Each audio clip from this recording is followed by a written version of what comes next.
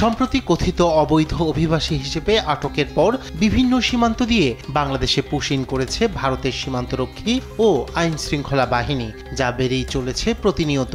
এই আবহে এবার দেশটির পশ্চিমী রাজ্য গুজরাটের ভাদোদরা থেকে প্রায় 250 জনকে দেশটির বিমান বাহিনীর একটি বিশেষ বিমানে করে বাংলাদেশ সীমান্তবর্তী অঞ্চলে নিয়ে আসা হয়েছে। ভারতীয় সংবাদ মাধ্যম ইন্ডিয়ান এক্সপ্রেসের প্রতিবেদনে বলা হয়, গুজরাট পুলিশের কর্মকর্তা জানিয়েছেন, গেল বৃহস্পতিবার আটক ব্যক্তিদের বাংলাদেশের সীমান্তবর্তী রাজ্যগুলোতে সীমান্তরক্ষী বাহিনীর কাছে হস্তান্তর করা হয়েছে।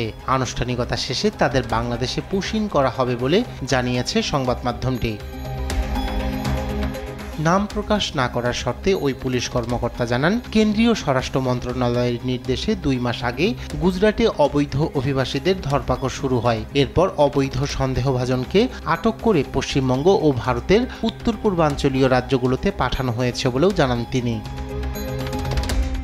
এই ঘটনায় দেশটির রাজনৈতিক মহলে সৃষ্টি হয়েছে আলোড়ন। প্রতিবেশী বাংলাদেশ সরকারের সঙ্গে যথাযথ কূটনৈতিক সমন্বয় ছাড়া এই পদক্ষেপ ভবিষ্যতে দ্বিপক্ষীয় সম্পর্কে প্রভাব ফেলতে পারে বলে আশঙ্কা করছেন পর্যবেক্ষকরা।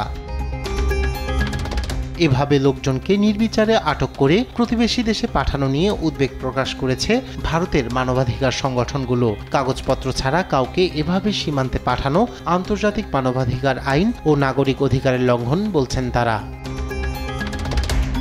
রায়হান কবির শুভ্র, নিউজ ডেস্ক, দেশ টিভি।